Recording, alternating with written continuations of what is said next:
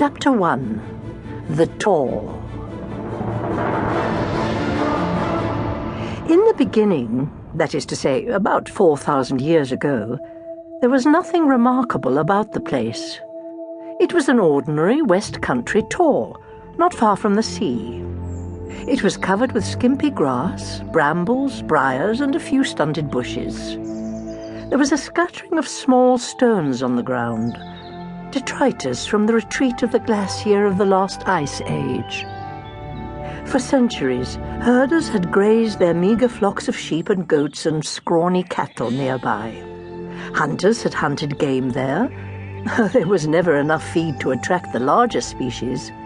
Only rabbits had flourished, and even then not in great numbers. All in all, a very ordinary place. Then, one day something strange happened.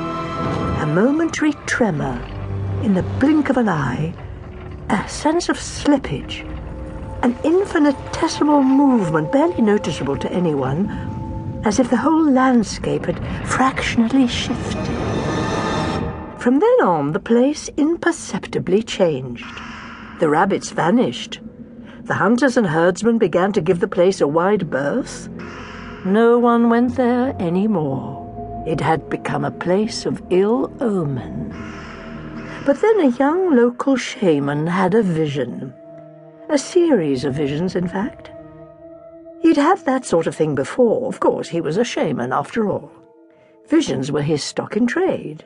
Yet in the past, these had been little more than fleeting glimpses of the past or the future, often confusing, occasionally illuminating, essentially benign. What he was experiencing now was something of an entirely different order. These visions were clear, peremptory, more like commands than intimations of a world ruled by mysterious unseen forces. This clarity and force soon became frightening. In a series of dreams, he encountered a strange woman who told him she was a goddess and must be worshipped. Moreover, she must be obeyed. This place, she declared, this small, bleak hilltop, had now become a holy place, sacred to her. Whether he liked it or not, he had become her servant, and as such must obey her every command. Failure to do so would invoke the full fury of her wrath. At first, the shaman doubted the significance of this new revelation. He knew that not all visions were benign or even sensible. Indeed,